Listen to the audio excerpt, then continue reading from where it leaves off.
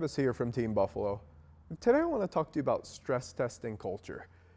It's one of those things we get asked a lot about in terms of, like, if you could change one thing in any organization, what should it be? Or is there a framework I can bolt on and just run my whole organization through it? Unfortunately not. Different organizations have different requirements, and not everything can be fit for that same purpose. But what we can do is give you some lead bullets rather than a silver one that you can use to chip away at culture, to take the strengths and optimize those, and take the weaknesses and try and re-engineer them so you get better outcomes. This sheet, which you can see behind me on the screen, a little bit blurry, but you can get your copy if you go into the description in the video, was put together from research done at MIT, findings from Harvard and Stanford, and then also from our findings being on projects across Western Australia and working with organizations locally here in Perth. This isn't a one-stop solution, but I think if you start to ask yourself these questions honestly, you'll see some real opportunities to affect change. So here's a couple of the questions that we think are pretty important. Again, there's a larger list which you can download. First is, do we have the right people in the right seats on the bus? And do they know they're in those seats?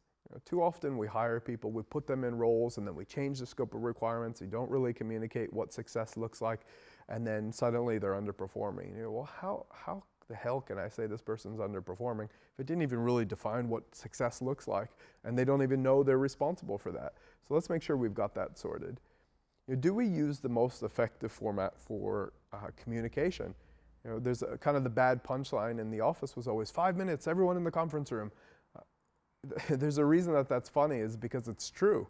How often do you or your organization put people into meetings to have discussions or provide updates? It's not the best way to do it. And conversely, how often do we hide behind email or messenger when we really should just walk over and have the conversation? So much of conflict in the workplace could de-escalate if we just had the conversation face to face and we're curious about where we're going. Do we hire for culture fit, or do we hire for culture addition? And it's one of those really clear but not easy to do things. We hire for culture fit when we look for more people who look, sound, and decide and think like us. We hire for culture addition when we look for people who expand and go beyond our comfort zone and have us ask the tough questions and make decisions in different ways than we think the rest of the group would.